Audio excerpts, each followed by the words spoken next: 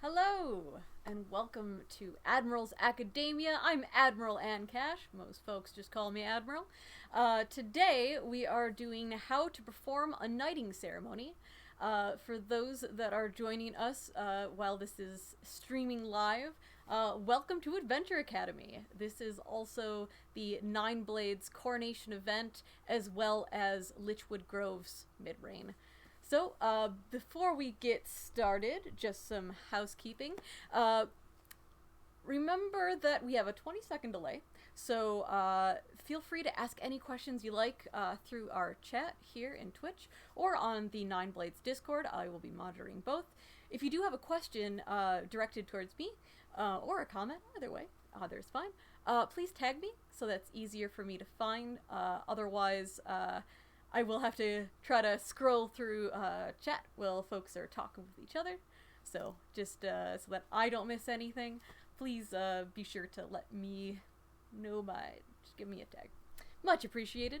Also, for those attending, please be sure to go on to the Discord for the Kingdom of the Nine Blades and get yourself a credit for this event. I think that's about it. Okay, let us begin. Okay, so for those that are usually at these classes, same sort of procedural. We do who, what, when, where, and why, and how. Who, what, when, where, why, and how. That way now you already know the structure of the class, you know what's coming next, and how long we're going for, and kind of just the general outline. So you're able to follow along, and we will have slides up as we are going, so you can follow along. Okay, let's get into this. Okay, who are we dealing with for knighting ceremonies? You're going to be dealing with the knight candidate themselves, obviously. You're going to be dealing with the COK, which stands for the Circle of Knights. You're going to deal with the monarch. If you are the monarch, you might be the one performing this ceremony. Otherwise, you may be a knight yourself performing the ceremony for a prospective knight, or somebody that is particular to the choosing of the candidate. Though traditionally it tends to be the monarch or the individual's knight if they have one. Other than that, belted family, again, especially if the knight of that family is performing the ceremony, as well as they will be in attendance for sure, and also they tend to be a part of the ceremony in some fashion. And then the last group of individuals will be the attendees. So this will be literally everyone that will be coming to this knighting. So throughout this class, we'll sort of explain more in depth of the roles of each of these groups and what in particular that they'll be doing, when and where and how. Okay, so again, if you have any questions at any point, please let me know. Other than that, we'll just keep on trucking along. So we know who we're dealing with. What are we dealing with? So part of the knighting ceremony is sort of broken into two particular events. One is the vigil, and one is the knighting itself. The vigil is an optional thing, though most prospective knights do perform this particular event, and they are varying greatly. Depending on the preference of the soon-to-be knight. The vigil itself is supposed to be sort of this time to reflect on the path ahead of them, the new road that they'll be taking in this game, and their role in it. So essentially, this can be done through almost like a meditative thing where the soon-to-be knight will go off and by themselves for the whole evening, I've heard of folks staying up to watch the sunrise and sitting in quiet contemplation. Sometimes they'll be joined by close family, and most likely we'll have time where they are completely alone. And that's a very, very traditional way of performing the vigil. Other folks have it be more of almost like a Q&A sort of thing, where folks will come and ask questions of the incoming knight.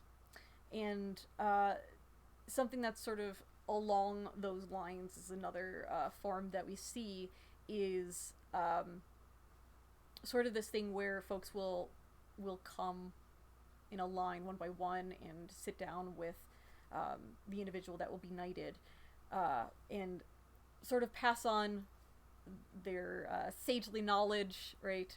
Tips, advice for the future, and well wishes. Other folks, it's a grand party. It is a celebration. There's singing, there's festivities, playing games.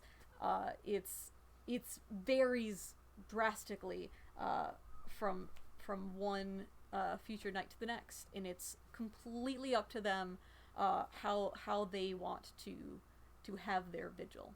So that's all sorts of things for vigils, but there are so many other possibilities, and also tea ceremonies. I've seen tea ceremonies as well, tea parties, everything. There's just so many possibilities.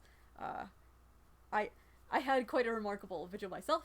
I am a knight myself. I am a serpent knight. My knight got me a pirate ship. And we were on a pirate ship on the river, and folks gave me well wishes. They asked questions, and then we ended in a bardic, and it was amazing. So again, right, it can be anything. So if you are the one organizing this particular event, if you're the individual that this event is for, please know not to restrict yourself to, oh, I have to do it this way or I have to do it that way. It's very, very much up to the individual that will be getting knighted. So it is, leave it to your imagination. Do what feels right for you, and what your preference is. And then, of course, the knighting itself, which is why we're here, right? This is it's quite a ceremony. It is quite a ceremony. For my own, I remember my husband walked me what was essentially down like an aisle, and he just kind of turned to me and was like, wow, this is actually very similar to the feeling of our wedding, but we're with so many friends and in garb, and it was pretty extraordinary. And it does actually kind of feel that way. It does feel sort of like a wedding. So it does kind of have that element of ceremony and celebration, and there is quite a lot of tradition and preparation, and they tend to be quite lengthy. These are very different from other wards that you'll see in Amtgard, where it will be just call this person before the court, read the scroll, this person is receiving their X number of this random letter word, here you go, clap, clap, clap, move on, right? It is nowhere like that at all. It is a very, very long ceremony. I've seen them go an hour before. It's quite a lot. So we're gonna go into the particulars, break it all down, what is traditional, what could be mixed around, and things like that. But that's generally what we're heading for. So, again, any questions at any point, please feel free to ask. I love questions. I love answering questions. Great. Teachers like to be able to help and to answer questions. So if you have any point, please let me know and tag me. Okay, let's move on to the when. So there are some time factors that you'll have to deal with. So we'll just kind of break them down. The COM vote. This will be particular to your kingdom. For us in the Kingdom of the Nine Blades, we typically have our conversations through a Facebook group that all the knights are on.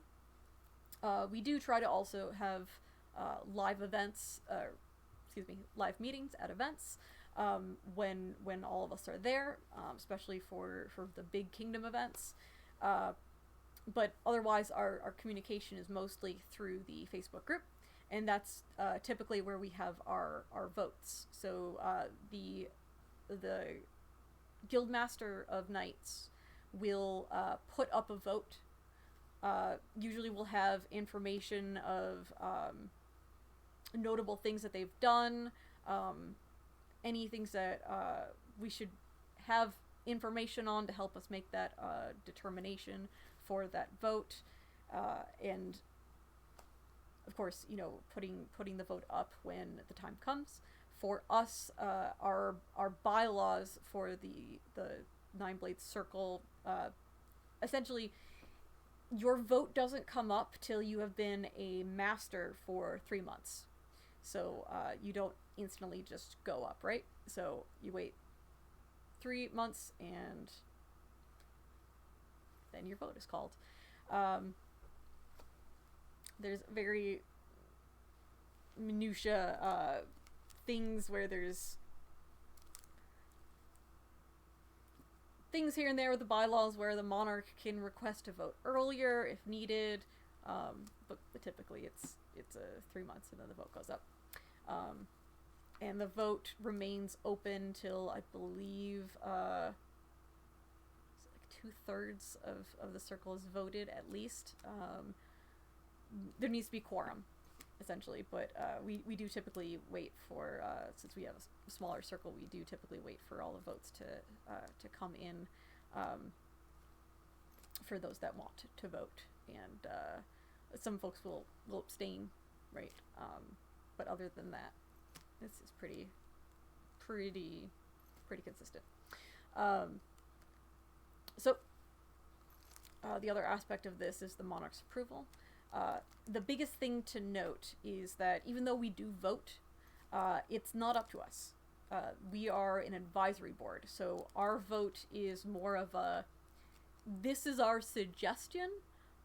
This is to help you make an educated decision for yourself. What we approve of or have concerns about, but we don't choose knights ourselves. We don't have the authority to do so. The monarch does. So the monarch is the one that needs the final seal of approval. They're the one that ultimately says straight up yes or no. Now, if a particular monarch in office at the time says no, it is possible for the next monarch or the monarch after that, yada yada yada, for them to decide to knight them later. So it's not just like a ultimate veto off the table forever. So it is dependent on the monarch's decision, but again, it's not a doomed forever sort of thing if you don't get it. Also, it's a not doomed forever thing if you don't pass the vote. What the no means is essentially not right now, and the circle of knights will give their feedback and express any concerns, any things that we would like to see first. You're right, a lot of times it'll be like, we'd like to see you teach more, be more active in the community, be more active, right? For folks that have been, retired from the game, right? That could be a concern because they're not playing, right? Things like that. It could be very small little things. But other than that, what we're really judging is character. So sometimes it's, we'd like to see you work on X, right? But whatever the thing might be, the feedback is given to the Guildmaster of Knights, and the Guildmaster of Knights then has the conversation with the candidate to let them know the feedback and what we're looking for. And otherwise, if it's a yes vote, that is also delivered to them. And it's at that point also whether they choose or not to be knighted. Because ultimately it is their choice. Not everyone wants to be knighted, and there's going to be folks that are going to be qualified for it that don't want it. So we might go through the process of voting for them, and the monarch signs off on it, and we go to them, and they don't want it. Other times it might be a thing of they don't want it right now. They might be waiting for a specific event. They might be waiting for a plethora of things. I've seen folks have mundane life things come up where they need to take a break from the game completely, and they want to hold off until they're back in and fully involved. I've seen that happen before. Real life has to come first. That's completely very important. Priorities is extremely important. Because at the end of the day, knighthood is sort of like a lifetime office of sorts. There isn't a term length. There isn't a I don't feel like being a knight today. I don't feel like being knightly today. You don't get a break. You don't get a pass. So you're on call essentially around the clock, and it can be a lot. It can be heavy.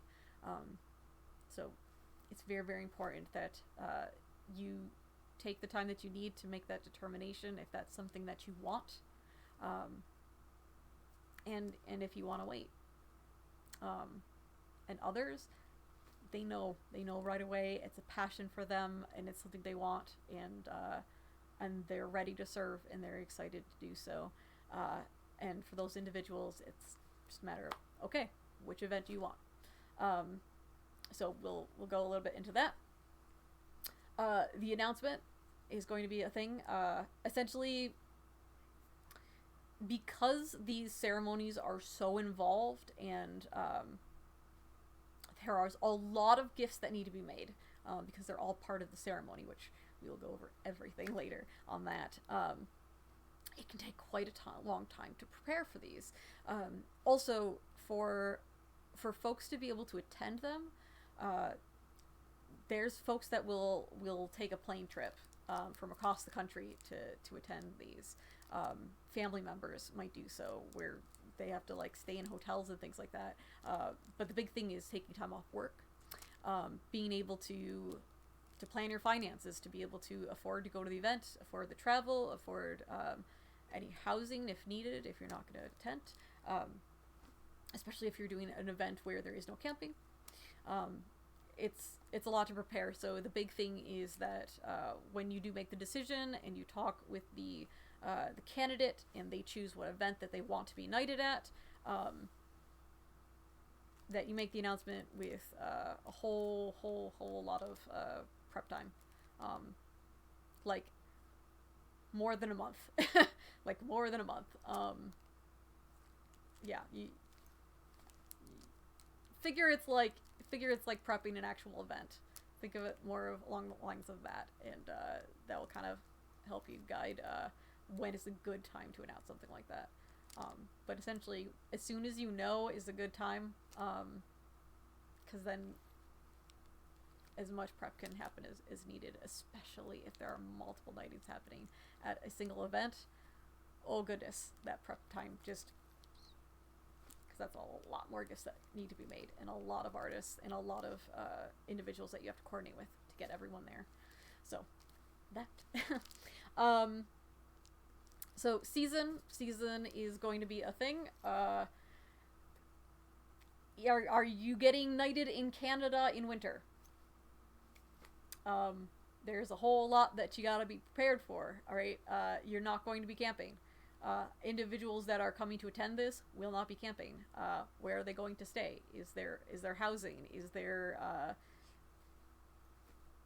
hotels nearby? Is there Are there individuals in the park that are willing to house people? It's those sort of things.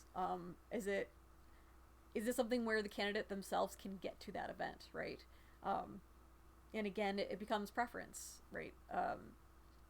A lot of folks like the summer events because they're big camping events. They're ones that a lot of folks go and attend.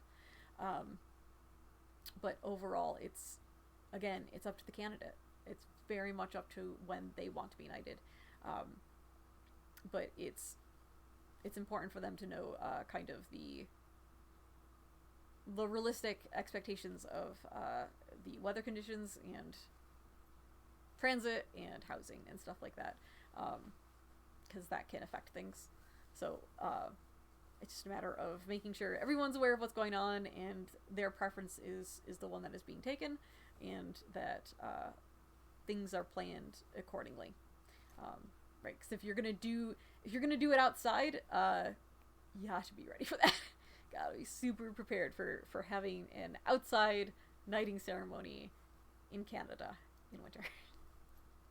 Not quite the same as a nice pleasant spring day or a warm toasty summer night. Which takes us to the next one, night versus day. This seems like a trivial thing, but oh my goodness gracious, this affects things really, really much. Very much. When you have a night ceremony at night, lighting becomes everything. It also brings on bugs. My knighting was at night, and fortunately, my partner is a lighting professional. That's literally his day job. So he had all the lighting situated, but goodness gracious, it was a monsoon of mosquitoes. We were by the water, and it was just tons of mosquitoes. So that was something I was not prepared for. So goodness gracious, that like the receiving line, which I'll go into later what that is. I was sitting there just covered in mosquitoes for like an hour. It was nuts. But yeah, so that's things to account for. I've been at nightings that were at night where lighting was not considered, and oh goodness, it was very difficult because we couldn't see anything. Folks were having a hard time getting to it because it was in the middle of the woods. And then trying to make sure to sort of shuttle everybody back to the camping site area with, flashlights and things like that, because we couldn't see the path to get back, right? That's very much a thing.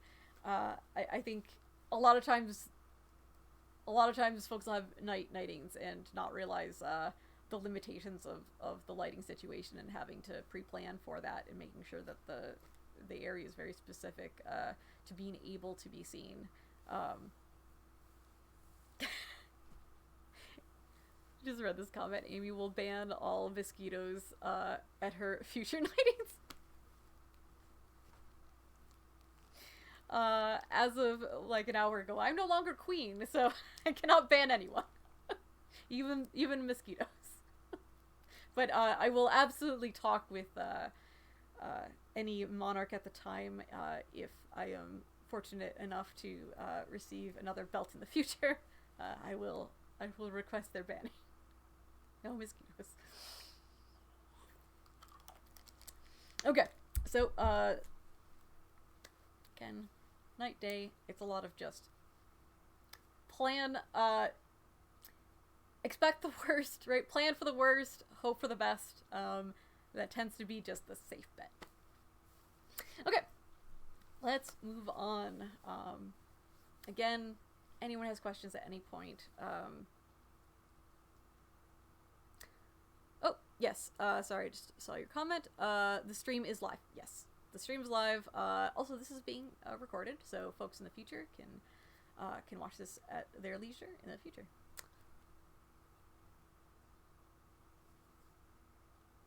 I do not know if mosquitoes are good for geese. I am not sure, but Yes, if the geese could eat all the mosquitoes, then, I mean, there you go. That'd solve everything. Just stellar. Good stuff. Okay, so, where? Again, event. This is absolutely crucial. What event does the individual want to be knighted at? That was a big thing for what was now my previous term, right? There were folks that were eligible for their knightings, but wanted to wait to have them in person, which makes perfect sense. I mean, goodness gracious, this is a heck of a time to get knighted.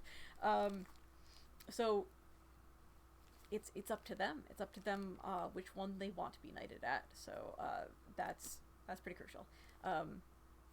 Also accounting for whatever your kingdom's biggest event is, the grand spectacle of everyone coming to the same place, the big showdowns, right? For us it's Battle of the Dens, right? Figure you're going to have a lot of knightings at an event like that, so go in prepared and make sure that you work with the autocrat. Autocrat was somebody that I did not have on the original Who list. That's on me, my bad. Autocrat is going to be very important because you're going to need to work with them to figure out where in the schedule you can have the knightings and where on the site you can have the knightings. You don't want to all of a sudden just take over their event and go, oh, the middle of your ditch field when there's a tournament? Yeah, we're going to have the knighting right then and there.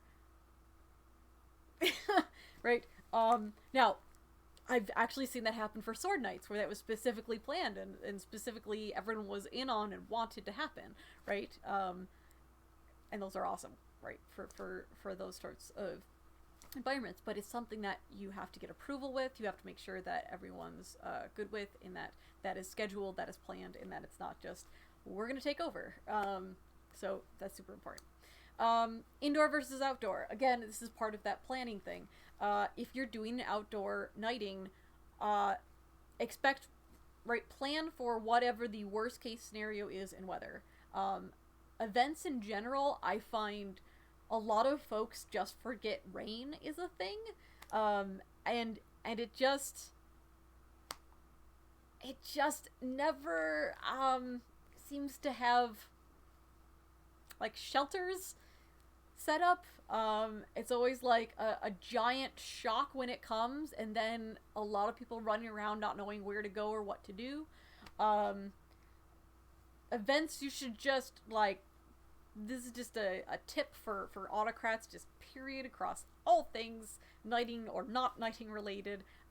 Have a rain plan, have a location where a bunch of people can congregate and stay out of the elements. Plan for that if you can. That's really, really important for a knighting ceremony. If you have torrential downpour, you want to be able to still have the knighting ceremony, which if you have, canopies and things of that nature, or, right, have an indoor location, that solves that. But making sure that that is counted for, right? We go into all of the knighting gifts. Imagine a giant scroll in a torrential downpour if it has no frame, right? That's somebody, spending 6 months on a scroll and all of a sudden destroyed in, 30 seconds. So, yeah, that can be disastrous. So it's important to plan those things and have anything, backup plans. And also, like, if you are in a situation like that and there's no way that you can have shelter, have a few points on the schedule where it can be moved to, even if it's moving it to another day on there. Just sort of have a rain plan. Best thing is just have a rain plan. But that's if you're doing it outdoors. Indoors, things that you're going to want to account for, again, is lighting.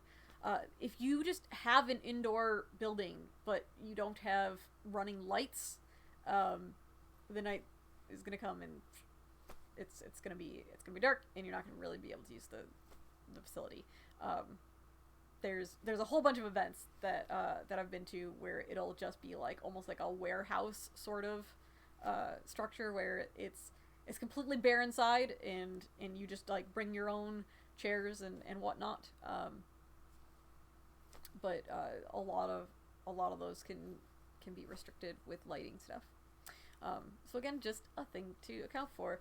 If you are running your own lighting, knowing where the outlets are, how many there are, what you can run without breaking the circuit. Right? You don't want to have a bunch of things and blow a fuse, right? Random things to account for. Also, if you're doing something indoors, right? Capacity is going to be a thing. How many chairs do you have?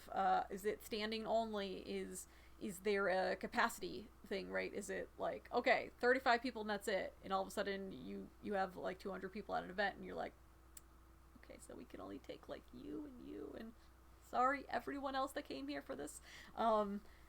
Right, it's one of those things. You count for all these things. Just think of all the worst case scenarios and you'll be okay. Well, again, right, I'm just gonna say it till I'm blue in the face. Just plan for the worst, hope for the best. It's nice to be pleasantly surprised but prepared if things go miss. Okay, so that is the indoor outdoor. Kingdom versus local. Some folks are totally good with the big grand spectacles, having a 200 person event, right? If you get knighted at Keep, expect 1,000 person event, right? That's a thing. So if you're not great with crowds, if you have any sort of like stage fright, or not great with like big crowds, right? It's just like you would rather like a more small intimate thing, you might want to consider a local event. Otherwise, you can do stuff at Kingdom, but maybe just have a small group and it be just, we're gonna go off on our own and just do a little, a small family closed ceremonial thing, right? That's an option. But otherwise speaking, right, you typically don't want to just to cut people off, because a lot of people will want to be able to be there and support you. Essentially, if you're going to do something like that, you want to make sure that it's well known ahead of time, so that you don't have folks like flying out to an event to see your knighting and go, yeah, so we don't want you to be there. Right? That could be really, really awkward. But yeah, right. Some folks, right, if you would just like a really personalized small thing, local event is the way to do it. Also, if again, right, you have a ton of knightings happening, and a lot of them will end up being at the big Kingdom events, it ends up working out really well if there are local event knightings, just to space things out so that you don't have 10 knightings at a single event, right? And there also may be like specific events that are like very personal to an individual. Maybe it's an event that they run, or is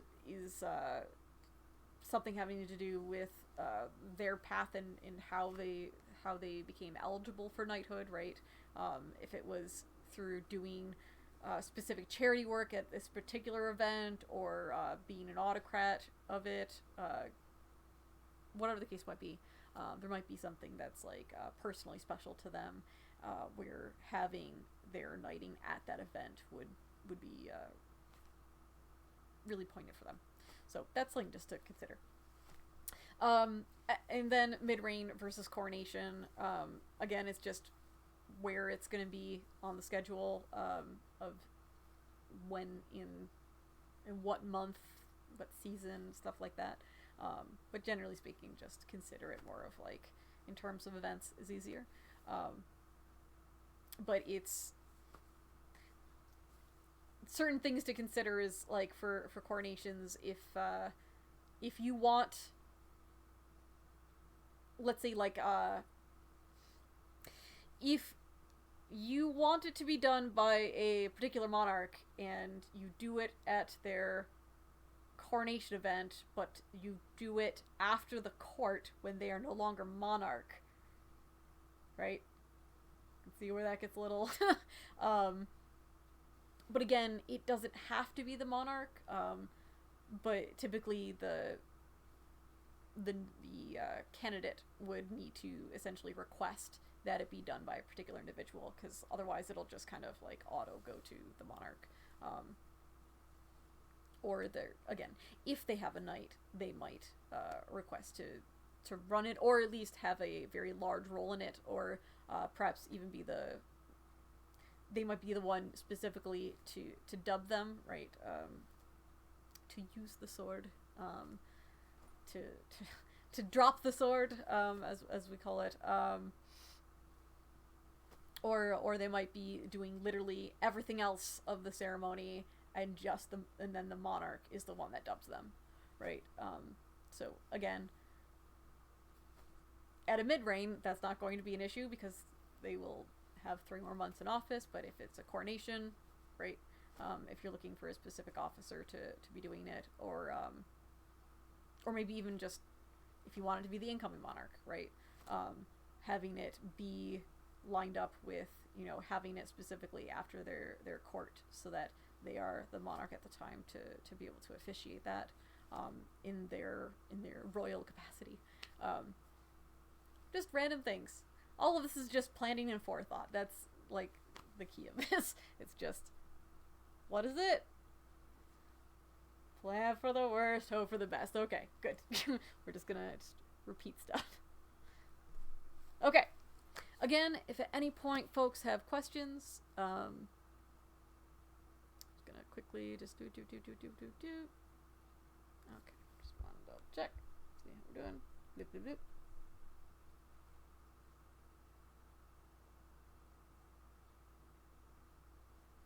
Danfern, thank you. I appreciate it. On Discord, somebody complimented my outfit. I appreciate that. Thank you. Okay, so again, either on the Nine Blades Discord, we're under the Nine Blades scheduled event text chat, or here on Twitch. Again, if you have any questions, please just tag me. And yeah, again, remember to sign in and do so on the Nine Blades Discord for credit. You've been here this long. Goodness gracious, you've more than deserved this credit. Go ahead and grab one for yourself for today. Okay, moving on. Why? Okay. Why have these? Is the candidate ready? Right? Like we said before, it is up to them. They might want to hold off. They might want to wait a term. They might want to deal with mundane life stuff first. They might want to they might be very close to second belt, and might maybe they just got their masterhood, but they have to wait the 3 months for their vote to go through, so that they could end up getting both belts at a single event, right? And a single knighting. So right, that might be a thing. There's a million reasons why somebody would want to wait. But right, somebody might be moving, right? Moving to a new town, new city, whatever the case might be. That they would prefer to wait. Is the candidate ready? And that's right, physically ready in that sense, but also mentally ready. Are they ready to take on that weight of that office? Again, they might want a little more time. It's completely up to them, completely. And there's no wrong answer. I wanna very much stress that. This is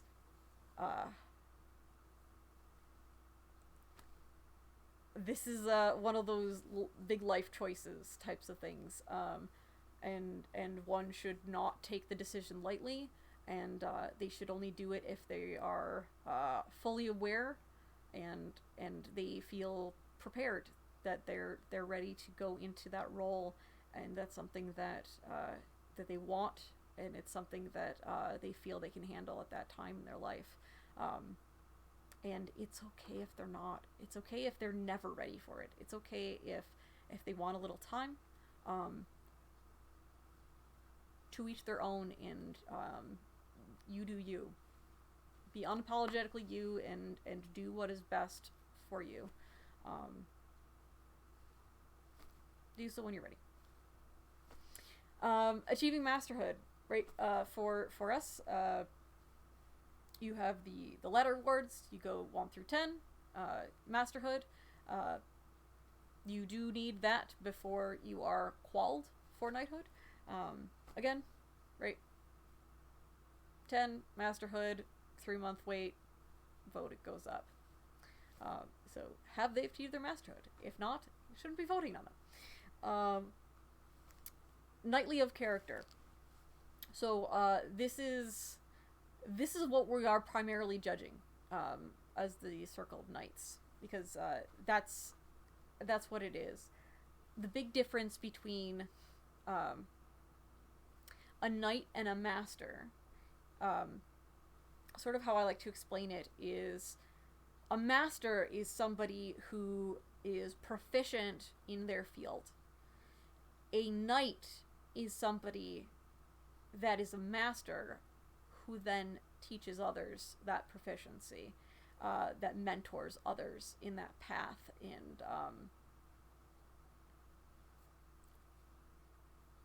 it's not about them just having the secrets, right? Having developed things and going, no, this is mine. These are my techniques. These are my things. I want to keep winning tournaments, right?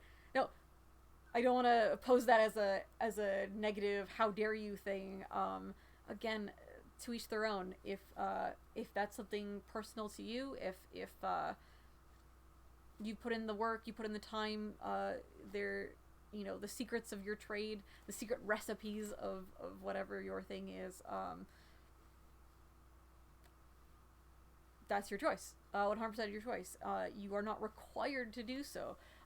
But if you want to be a knight, it's about being open, approachable, helping others, being able to help them along their paths and help them develop their own techniques and secrets, and be able to walk the path and make it to their 10, their masterhood, and eventually knighthood, if that's what they if they want to do, if that is their goal. But I digress. All right, again, we've got that listed there again. Teacher or mentor is the person like actually doing the thing, right? It's always really great when you see knights that are specifically teaching, that are specifically taking folks under them, teaching folks that are not under them, right? In terms of belts, right?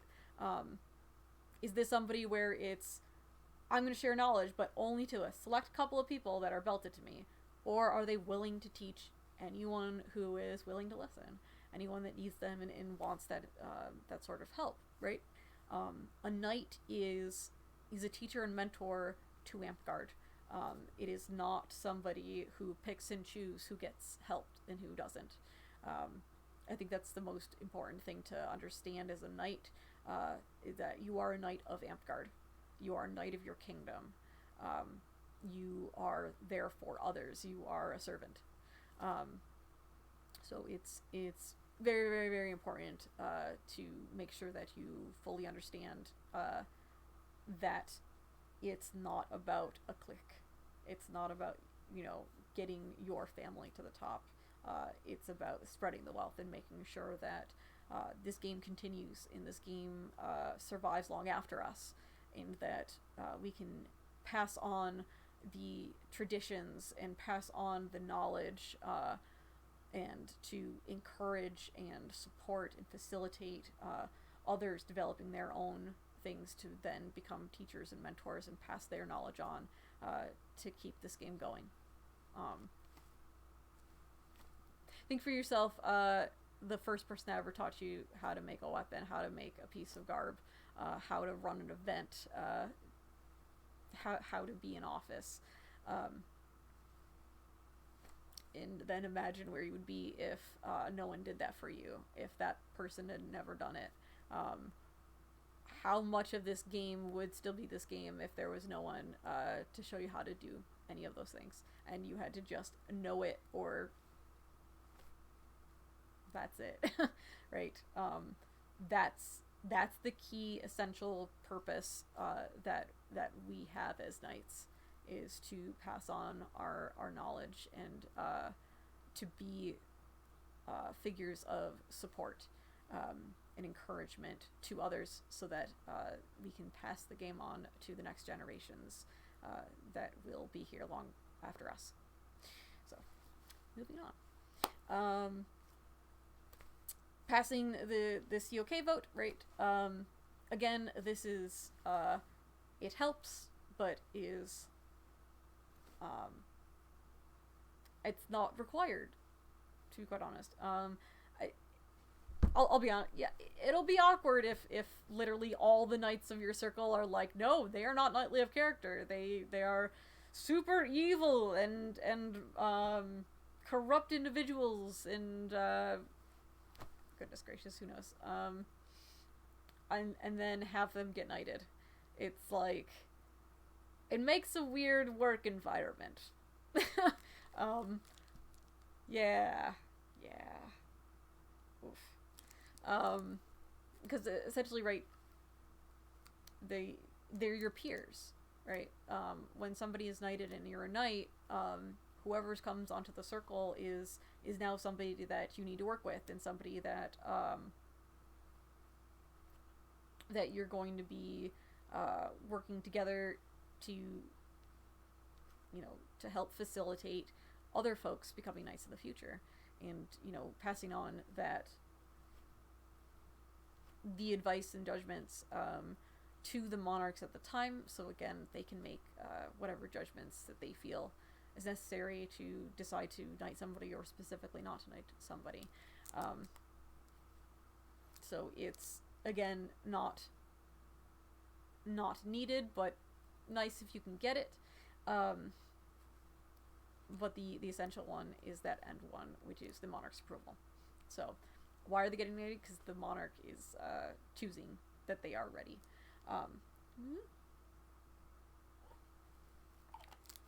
Tradition as well, for anyone that has watched all of my $50 million classes, keep hydrated, folks. Drink long. Remember the importance of for literally any subject I teach. Knighting ceremonies, it's important to be hydrated so that you don't pass out in the middle of the ceremony, or in the middle of about to dub somebody and you pass out with a sword in your hand. I mean, it's it's not good either way. Wherever you're sitting on that, just keep hydrated.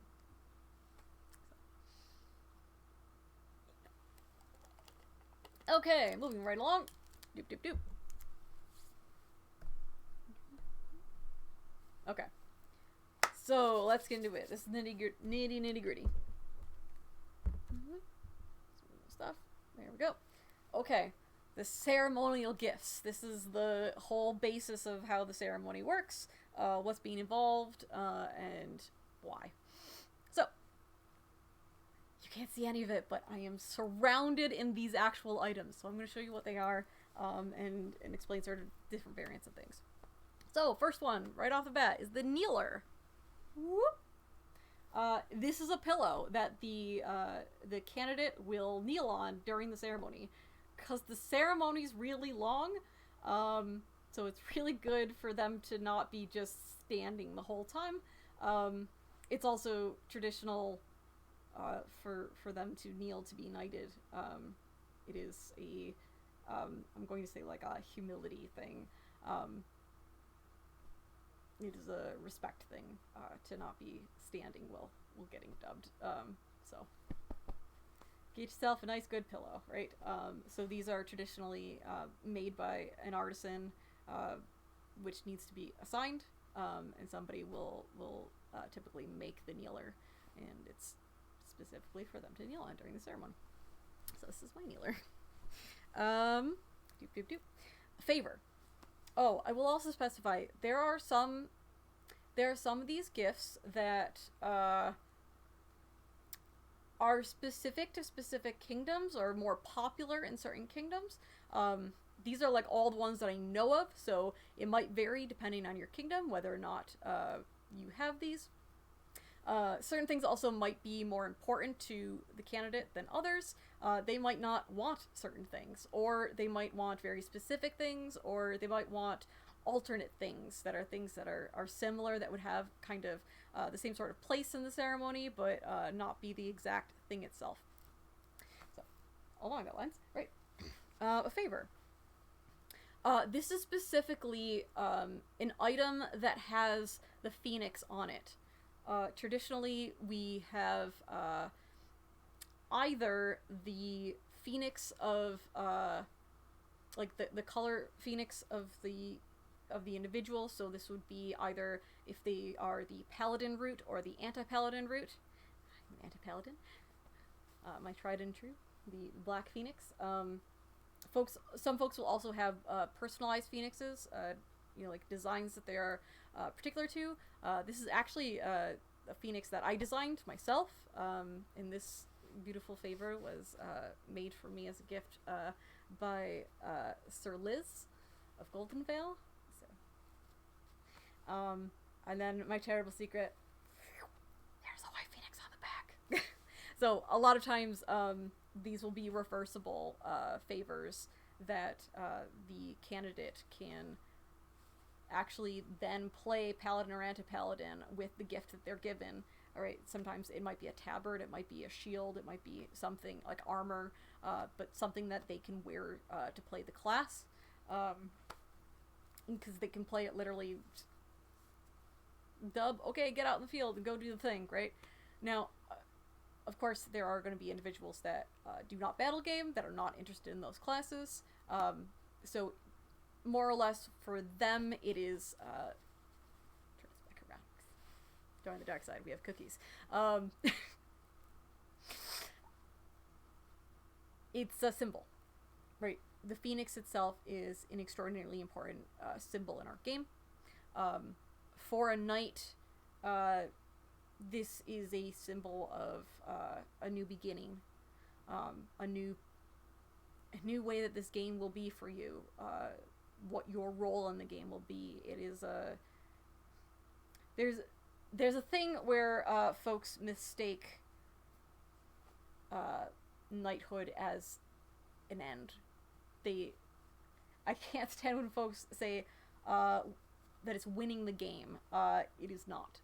It is an office of sorts. It is a very, very much a new beginning. It is a start of something, not an end. And like Vale said, it's a rebirth.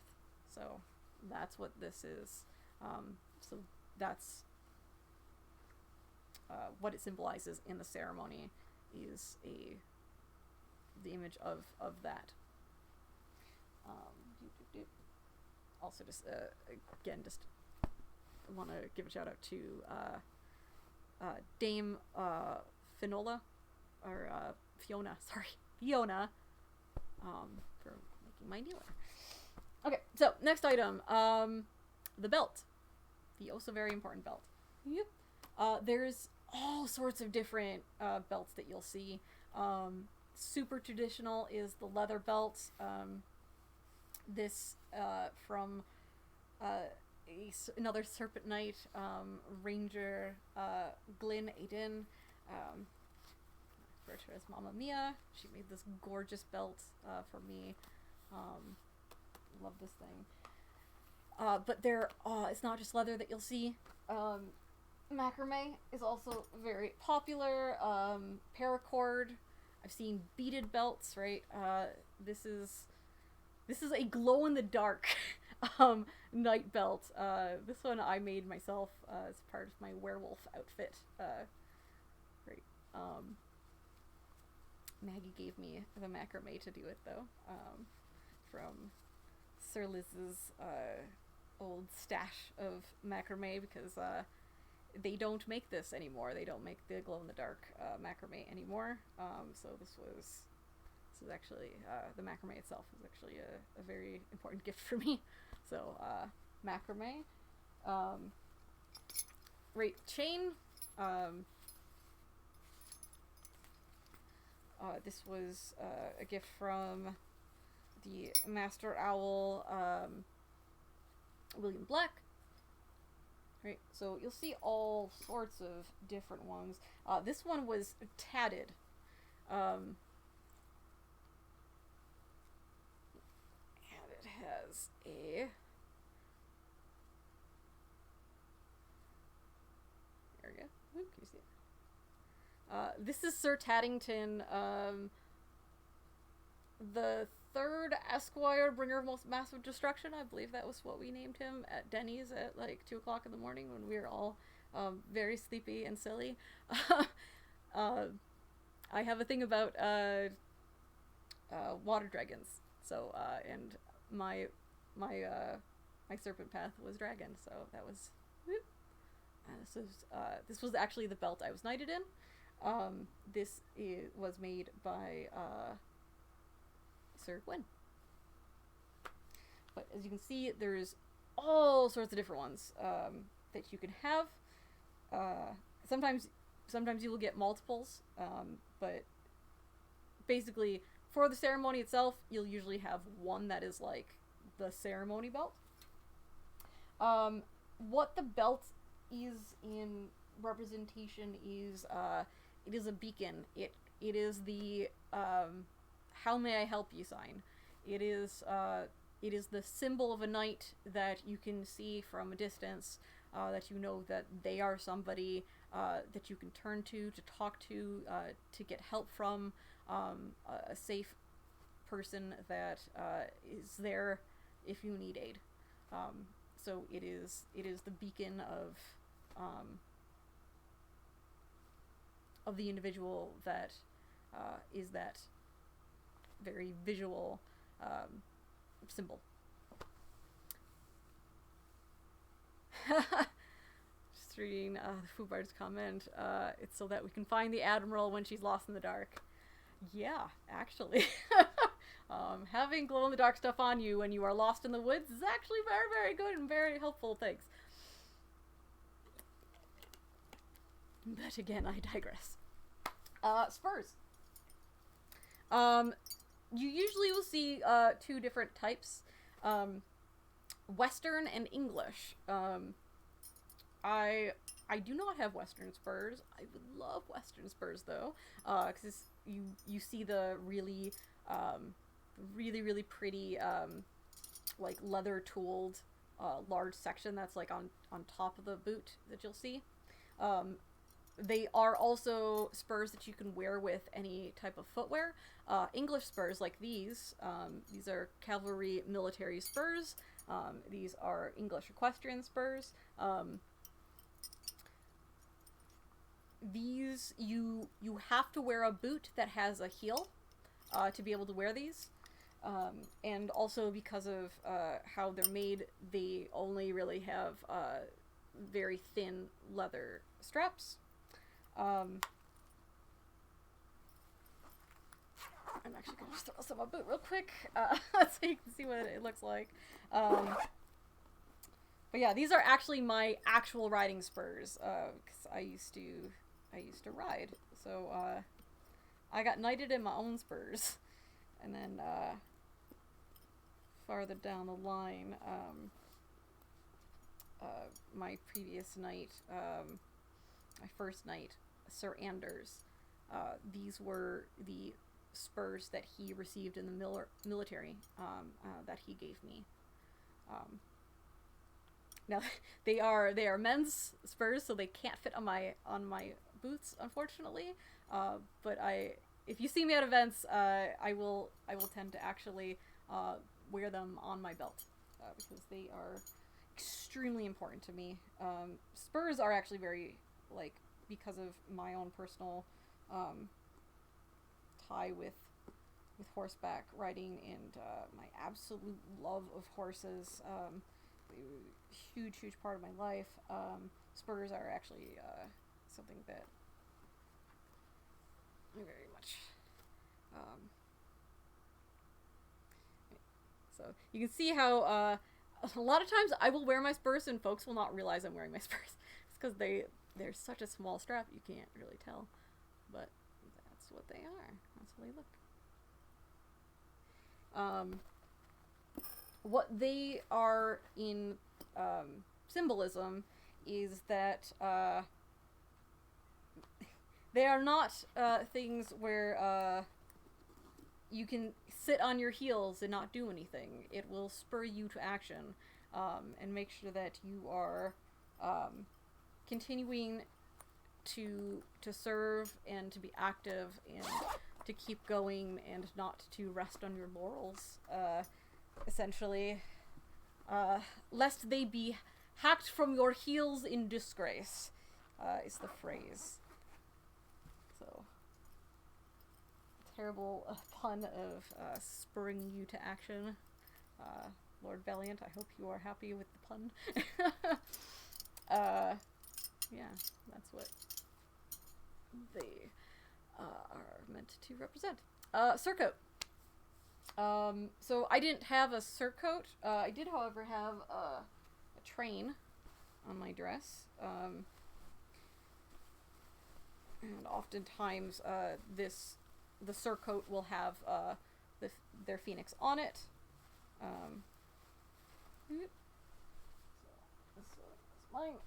Oh gosh, it's very large. Oh gosh. Yep. Of course, Black Phoenix. Again, join the dark side. We have cookies.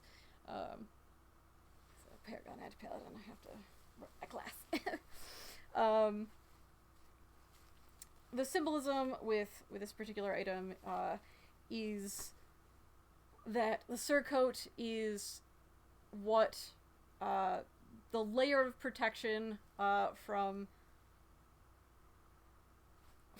the elements, but more realistic to what you're dealing with is what's the phrase? Water off a duck's back. You are going to deal with a great deal of folks that are going to be hard on you, that are going to expect the moon and back, and some folks can just be mean, to be quite honest, and they might just have unrealistic expectations as you as a human being and what your limitations as a human are, in regards to time and energy, and health. Surcoat is to remind you to have that sort of just let it roll off your back. Take feedback when given, but don't let it crush you. Don't let it hit you so hard that you can't keep going. If that makes sense. So that's surcoat. The sword. Yep. This is my sword. This was actually a gift from my mother.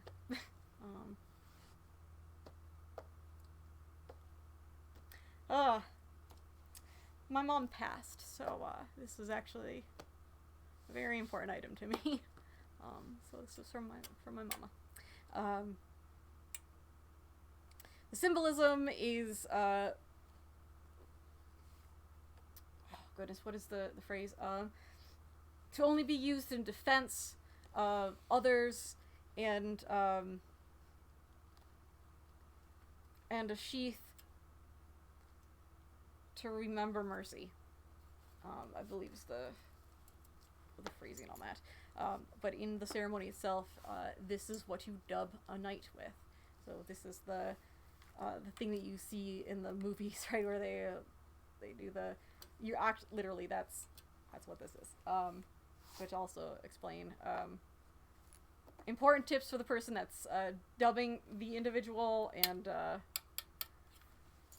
how to do it and what to say and stuff like that. But that's what the sword is itself. A lot of times these will be sometimes you'll be knighted with like a legacy sword, like if you have a knight and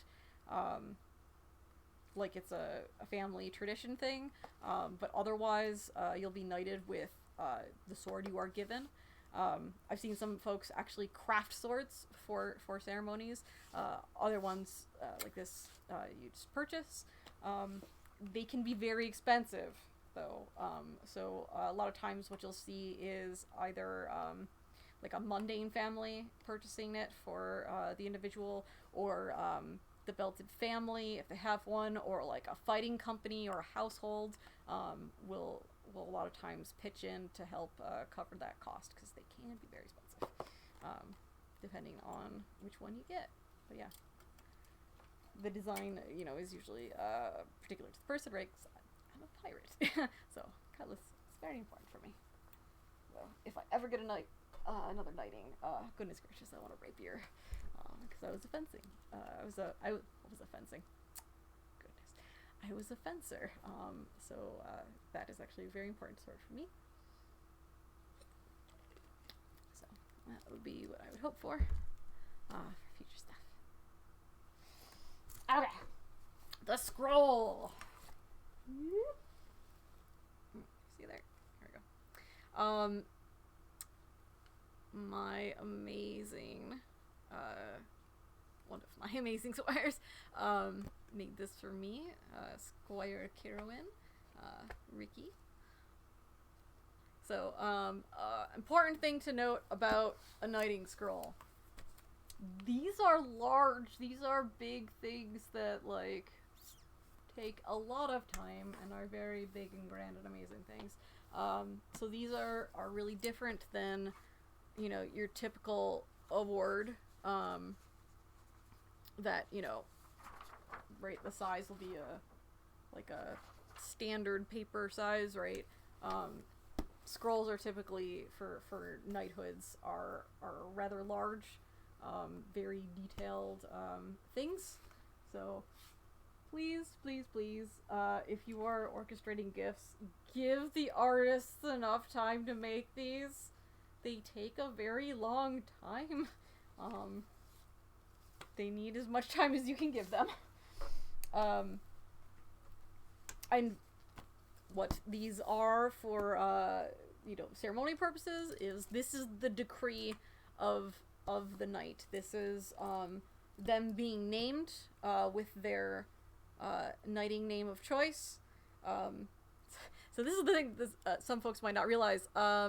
Admiral is actually my my Sir Dame equivalent. So Admiral actually is my title of knighthood. That's why I'm Admiral Ancash. So you can see it. I used to be a Commodore, because that was my noble title at the time, and I didn't think, because I was like in a barony at the time, that I'd ever be eligible for a higher noble title than the one that I had at the time, which I was very wrong. I am currently a countess, but right, I just finished my queen term, so like oh goodness, yeah, a baronetess was definitely for some reason I thought was the highest title I'd ever get in this game. Oof. So I figured if I took Admiral for my knighting thing, that it wouldn't matter, because I wouldn't have to keep on going up in nautical titles, because there wouldn't be any left for me. So yes, I am Countess Admiral Ancash. But it's so weird. Everyone just started calling me Admiral after that, and it became my nickname, which then became essentially my name. And folks call me Admiral in and out of character. Like, Like, even my, like, mundane family and friends will actually refer to me as Admiral, which is crazy and amazing, and I actually really love it. I've become very fond of it. But, yeah, it's like a term of endearment for me now. So, Admiral just became my actual name. Like, it's, you can tell who knows me, from before my knighting, because they'll call me Anne. But folks that know me, that didn't know me before I was a knight, they call me Admiral. So yeah, it's interesting. Yes, a letter of patents. Yes, essentially what that is. Not essentially, it literally is that. It's a letter of patents. It's the it is your title of knighthood. Okay, so scroll. Okay, so this is. I was gonna say I skipped over the chain. Goodness gracious.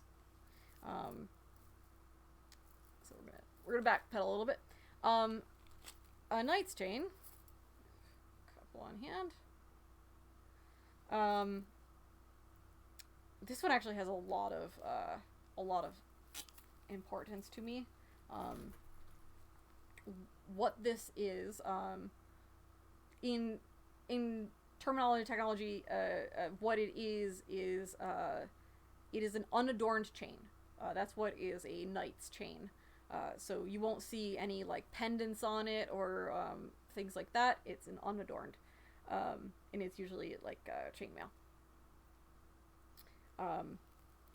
This was made by Lord Valiant, and this one by C.C. Axtellere. Very near and dear to my heart, friends. What this is a symbol of is the weight of the office. These, right, this one is steel. They're a very good kind of reminder when you have to make hard decisions, when you gotta put in that 110%, and you're feeling down, you're worried, you're whatever the might thing, you're having a hard time going on. Just wearing it, putting it on, feeling the weight, remembering the importance of your service, the vows that you make in upholding them, quite literally feeling the weight, is something that helps me. You can always tell when I'm like deep in thought and just really focused on my tasks and my own service. I will wear these and just start like fiddling with it.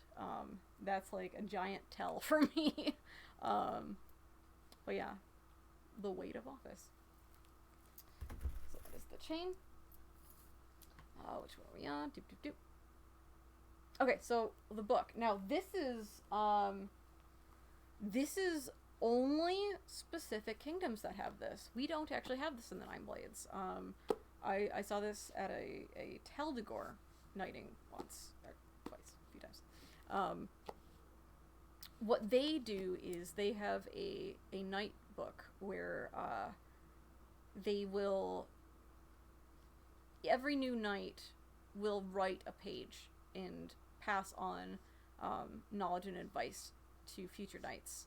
And they each have a page and they write it, and when a new knight is made, it is passed to them to add their own page and to read all of the pages before them for guidance and wisdom. This book, however, is my own personal knighting book. This was passed around at my knighting so that I could have the sagely wisdom and advice from all of those that attended my knighting. So that's what this one is for me. So I passed this around, and Oh goodness, lots of crying. Lots of crying. Some amazing comments and sagely advice. So that is a big thing for me. So some kingdoms do specifically have knighting books. Okay. I think those are them. Okay. So this is the last slide.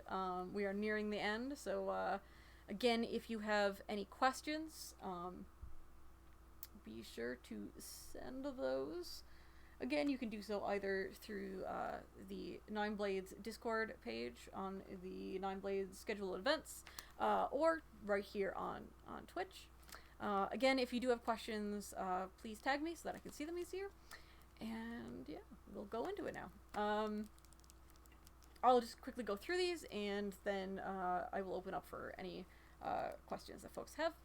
Again, because of the 20-second delay, if you could send those now, then I will definitely see them and not end the class before you get to ask any questions. Just because it'll make it a lot easier that way. So I'm gonna take a quick drink. Remember to hydrate yourself.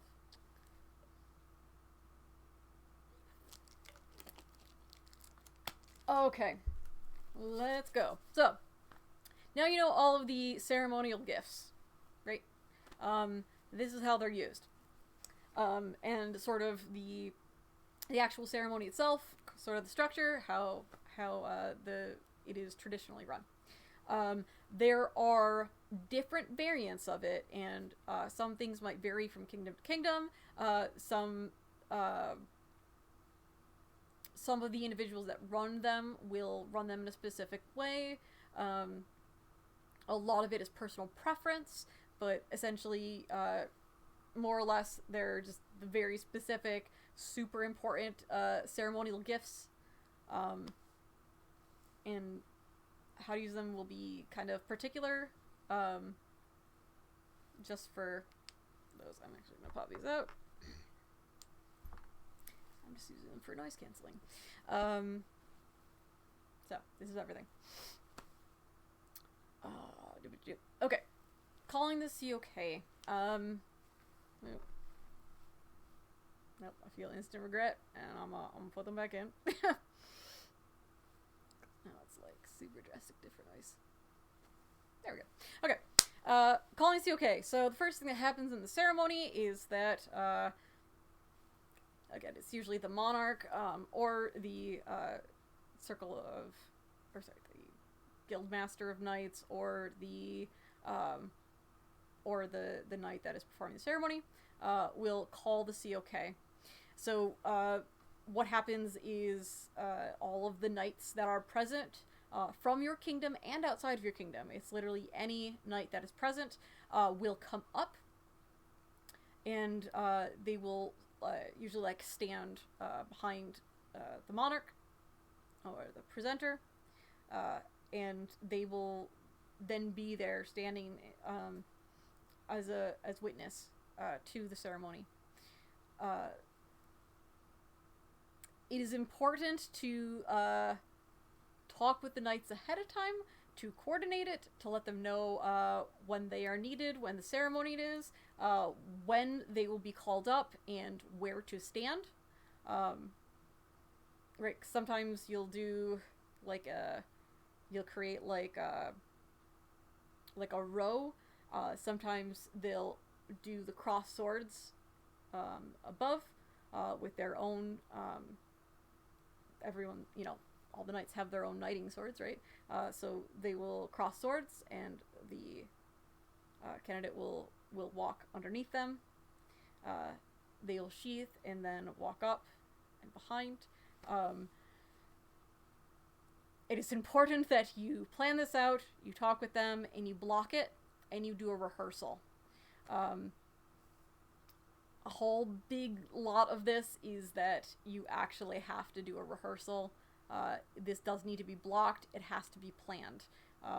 Do not wing it. Literally every part of the ceremony, the biggest advice I can give you is do not wing it, ever. It only goes disastrously wrong Things are forgotten. No one knows where they're supposed to be. It's a hectic mess. I've seen this done way too many times by folks that just think that it's that standard, okay, I'm just gonna read the scroll and I'm gonna give you the thing. Now, I don't know, whack you with a sword or something. Right? Like, literally, I've had folks that, like, go through that thought process, and it's not that. It really isn't. This is a very long and lengthy ceremony with a whole lot of things. You gotta know what to say and when to say it and what to say and what to use and who to address, and it's a lot. Do not wing it. So, you call the COK. Then you will call the family. Again, this is blocked. You will do a rehearsal so that they know when to come up and where to stand. Sometimes they will like lead the procession, and the candidate will walk behind them. They will lead them up and then part and go to like the sides.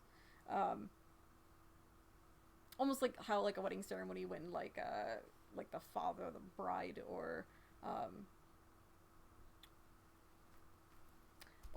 the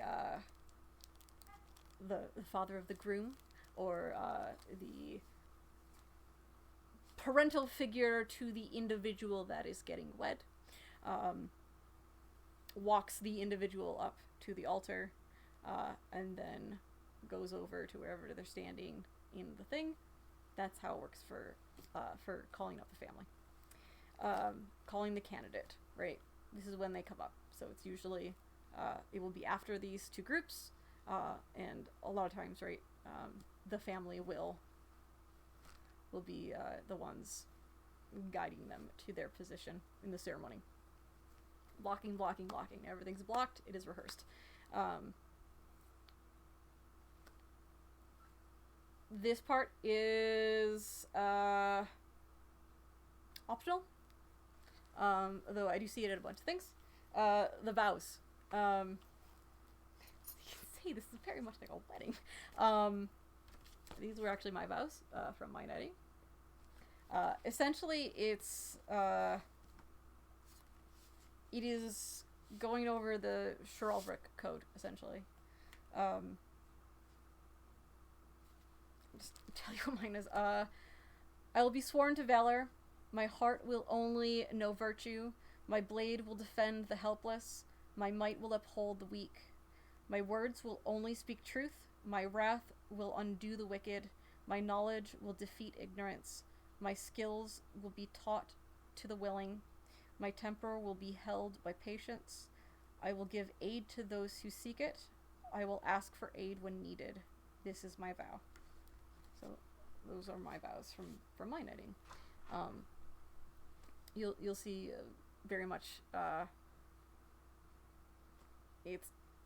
it's usually very similar to those, but you'll see a little variance here and there, but that's essentially what the vows are. Just going over your chivalric promises. Okay, release the squire. Again, this is optional and obviously only pertains to individuals that are belted. This also does not need to be a squire. You might be a page. You might be a person at arms, right?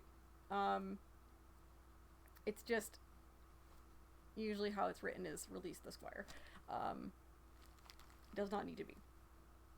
Just if you're belted, a lot of times what will happen is the person that you are belted to, right, might not even be a knight. You might be belted to a noble or a squire or whatever the case might be.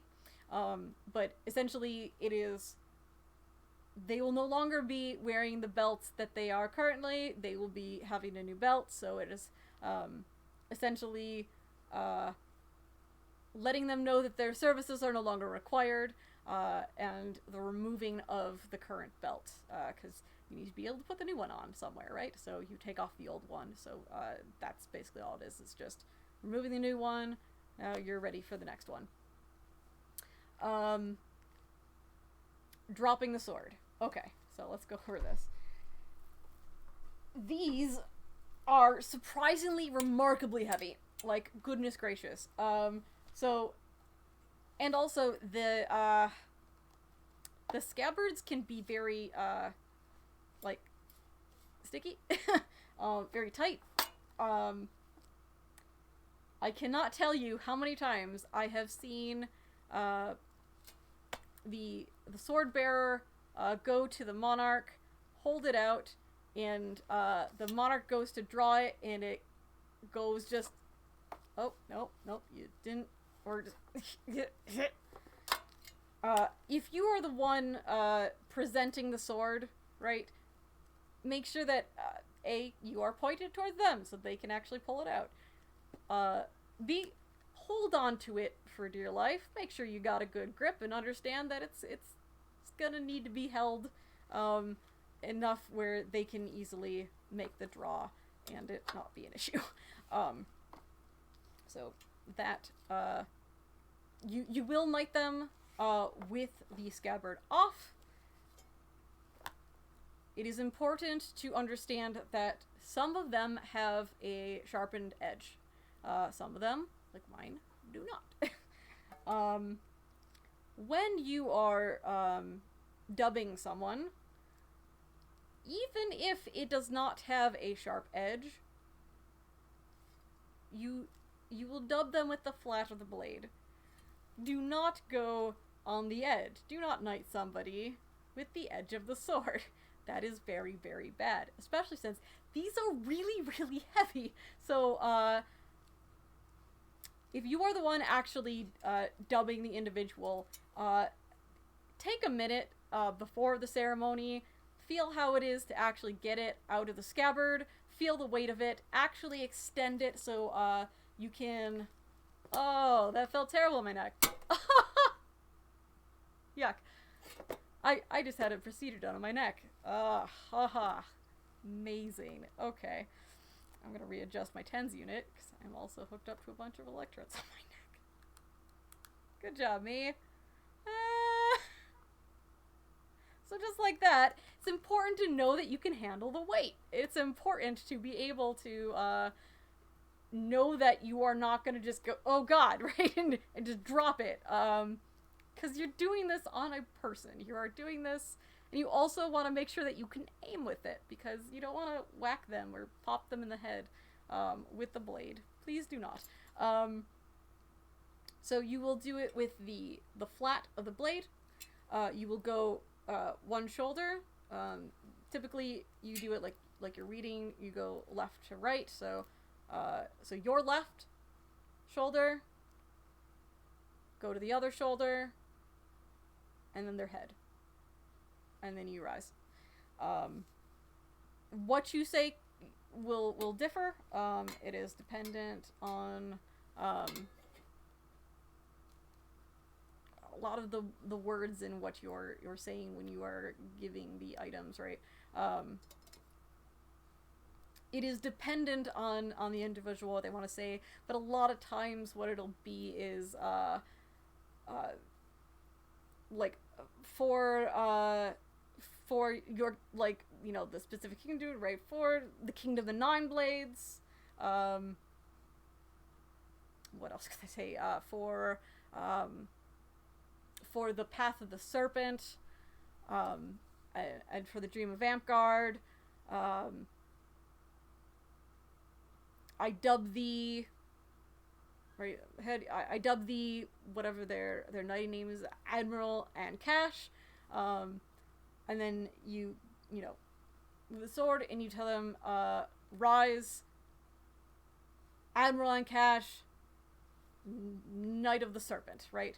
So that's what you're doing. Each shoulder, and then the head, you are saying, for this,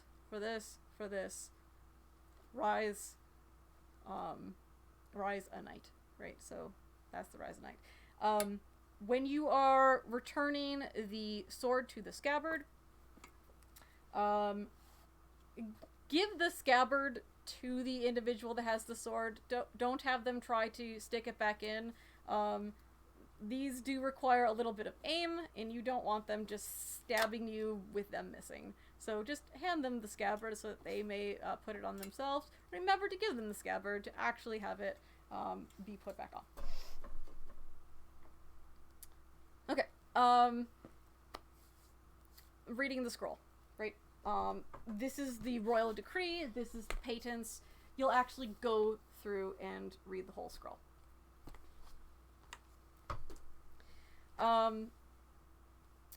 So I put this here, but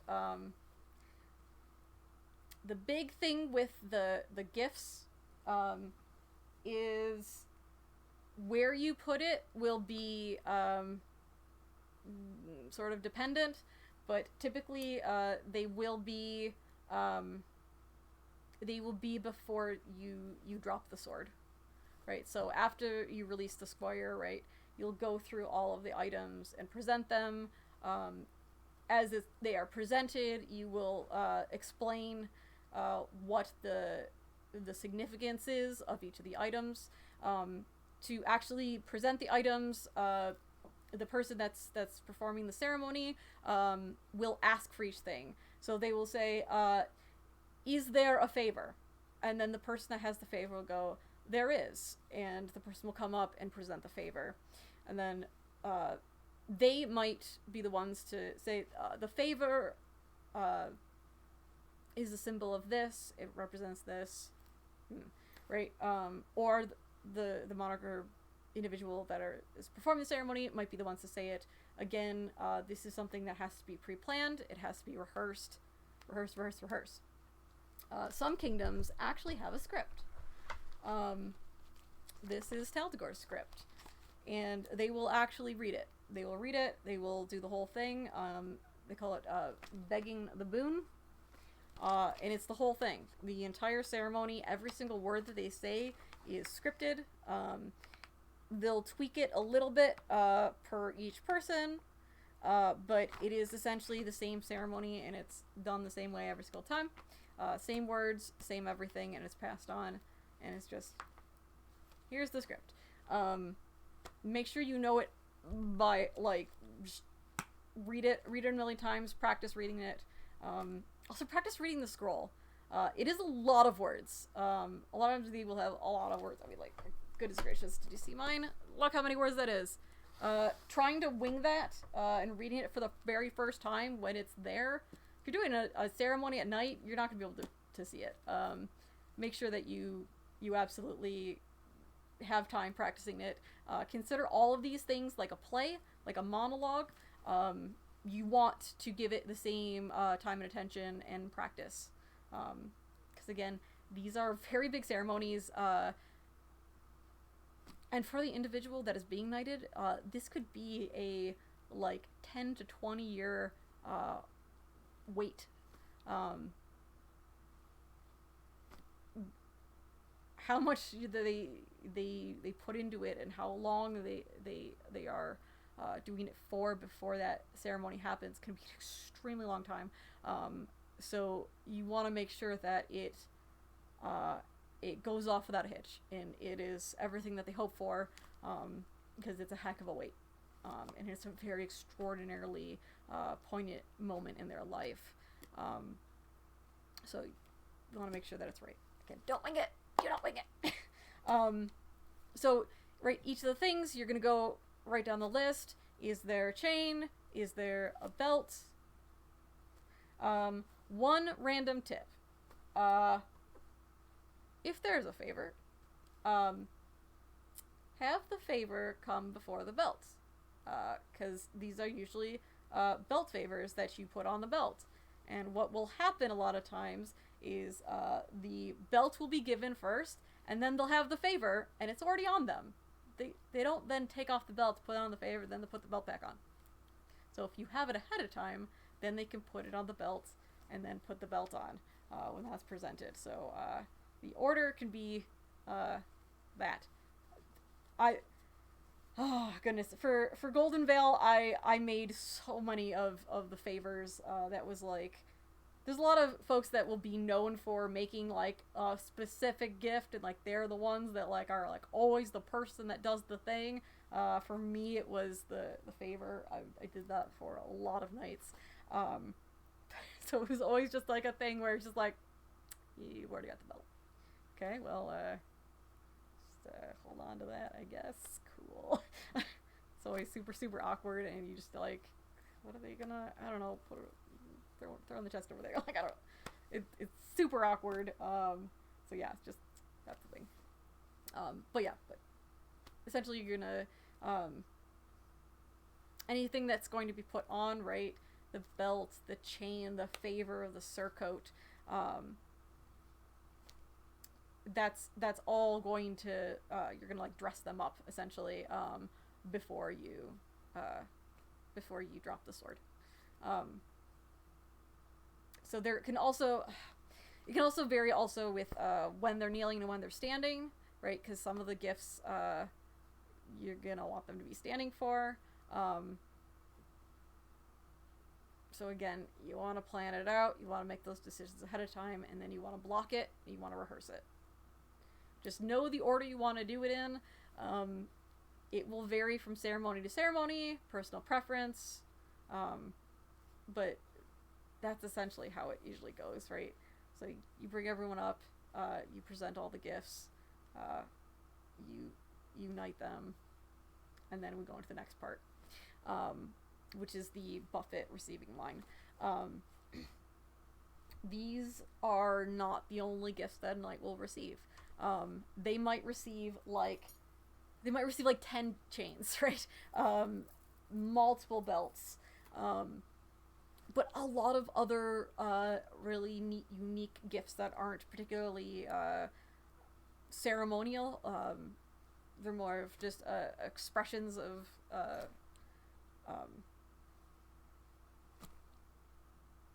oh goodness, like when you care about a person, you give them a gift because you're like, I appreciate you and I'm proud of you, and here's the thing, that. So right, sometimes you'll see banners, you'll see paintings, you'll see chests, just a whole manner of different things. So it super varies, but a lot of times you'll end up getting gifts. So so there's a buffet line, receiving line. Okay, let me explain the buffet line. Before you have the receiving line, you have the buffet line. The buffet line will be the knights first.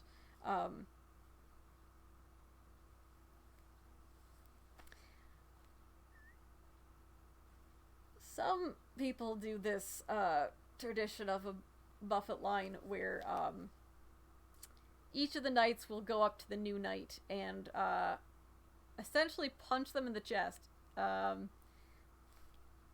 They will do it to the new knight. The new knight will do it back to them. They'll give them a good pat or a hug, handshake, whatever, and move on, and the next person will go. I've seen the last unanswered blow where somebody will literally just slap them across the cheek. I've seen, that's like a super old tradition thing. I cannot express this enough. You do not need to have that. You do not need to be assaulted at your knighting. But some people actually prefer it. It is a personal choice. It is something the person needs to decide for themselves what they want. So, yeah. Important things to note. If you're the new knight, make sure that they're alternating, so it's like here, where you're getting hit. Make sure that they're alternating between sides, because getting hit in the same location is really painful. Make sure that your knight chain, if you are a knight performing a buffet with somebody else, or you are the new knight getting buffeted, make sure that you move the chain, where they usually like do it where they'll throw it over their shoulder. Make sure that it's not in the way and you're getting punched in the chain into your chest. That is like the biggest newbie mistake, is getting punched with a chain. We don't have that in the way. I see just that go so bad so many times. Sometimes you'll have a buffet line where it'll be just a hug. it'll be a handshake. Essentially, what the significance of it is welcoming your new peer. So each knight just welcomes them in their way. So again, right, it is dependent. It's you got to have a lot of good communication and a lot of quite frankly, consent. You might have a new knight where they're okay with specific people doing things and other people they don't. Sometimes you're gonna have, if you have visiting knights, you'll have complete strangers. And you might be okay with your circle giving you a hug, but a complete stranger, that might be uncomfortable for you. So just, right, that might just be a handshake, a fist bump, a good pat on the arm. But the person's comfort level will be very particular to them. It's very important to understand what they're okay with, what they want. I've seen some knights that literally just want you to slug them as hard as you can. That it is like a kinetic learning thing where it is a memory that just the feeling of it, you will not forget that night. The last unanswered blow, that swack across your cheek, you're gonna remember that experience. It's one of those type things. But yeah, that's what a buffet line is. And also, right, some of the knights might also have gifts that they want to present that aren't ones that are used in the ceremony. So that's the time that they would also present that. Just welcoming. And then next, basically you want to make sure that the family gets in there, so have the family go next, if they have a family. They might not have a family. That's a thing. And then the attendees. So the rest of the attendees will then line up. Again, as a person running the ceremony, you want to call them up, just like you do with Feast, where you're like, okay, table 1, okay, when they're done, okay, the next table can come up, right? That's what you're essentially doing.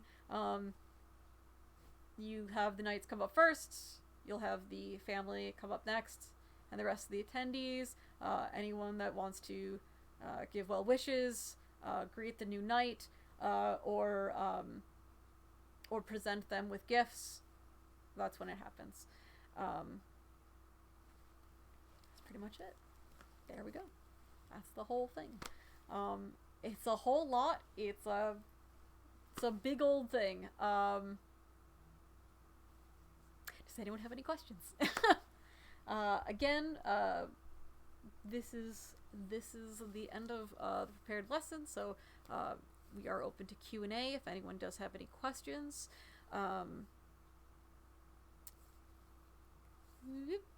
Again, please remember to sign in, because we will be closing the attendance tracker soon, so we want to make sure that you have a chance to get that credit before we close that. Again, if you do have questions, either the 9-Blade scheduled events on our 9-Blades Kingdom Discord or here in chat. One other thing, so I forgot to mention it before, just sort of like tip stuff. When dealing with assigning gifts, if the person has a knight, it's usually the knight that will organize the gifts. What you'll usually see is a Facebook group will be made, and it will start off with family or very close individuals to the candidate, and there'll be a list where folks will call dibs on creating those items. So basically, you want to make sure that like the family has the family and close friends have first dibs. essentially, you don't want a complete stranger coming in and dibsing something that's super meaningful and important. But more importantly, before any of that, make sure the candidate can put in requests first. So if there is an artist that they would like would mean a lot to them if they made a specific item, they can go and give those requests to whoever is organizing the artist assignment, right? So again, if you do have a knight, then it will traditionally be the knight. If they don't have a knight, that'll probably fall onto the monarch or the guildmaster of knights. Either way, you want to make sure that that's, like, if you are the monarch at the time, you want to make sure that that is being covered. Whether it is being done by somebody else or yourself, you want to make sure that it is being covered. Do not just leave it to chance. But it is very, very, very, very, very important that you talk with the candidate and make sure that if they have any individuals that they really, really like, it would mean the world if this person made this particular thing. You want that to be first. You want to make sure that they have the ability to make those requests. Now, right, again, these things take a lot of time, sometimes a lot of money. So there's going to be a whole lot of times where the artist is unable to, for whatever reason. So at that point, then it will be up for dibs. And again, traditionally, you usually see it being family or close friends, and then it'll be open to whoever is willing after that point. Yeah, that's kind of sort of like the etiquette of how that works. Yeah, I hope that answers that. Again, if there are any questions, if there's anything I didn't cover, or anything you would like me to explain, or... Yeah. Okay. I think repeated, rephrased, anything like that. This is the time. Again, we'll have the 20-second delay, and as tradition, Ravia, if you're still there, the 20-second silly dance. And my terrible secret is never actually 20 seconds. And I can't move my neck very well. So I'm going to do a little silly dance with restricted movements. I mostly just use my hips to move around. And always end with jazz hands. Jazz hands for Rajavia. There it is. There you are, Rajavia. Oh, look at you. Bless your heart. Okay. Well. Gotta give it actually 20 seconds, because I usually will end the dance, say that it's 20-second dance, never actually wait 20 seconds, and then I miss something. So, getting close to the end. Okay, I think that's been 20 seconds. It's actually been 20 seconds at this point. Okay. Alright then, I think we are good to go. Sure, I don't have any more slides. There we go. Goodness gracious. Thank you so very much, everyone that has been here. It really means a lot to me when folks come to these. I appreciate it greatly. So thank you for those that are here in attendance. Thank you for anyone that's watching this in the future. If at any point folks have questions, think of something later, go, oh crap, I forgot to ask this, feel free to message me. I'm Amy Salvador on Facebook. I'm Admiral Cash on Discord. And Admiral's Academia on YouTube, and Admiral's Academia on Twitch, if you want to see any of the other videos that I've taught. I do typically teach classes bi-weekly. So also, if there's ever a topic that you would like me to cover in the future, please let me know, because I'm gonna just keep on teaching as long as I can. And yeah, anything that you'd like me to cover sometime, let me know. I'll see if I can fit it in.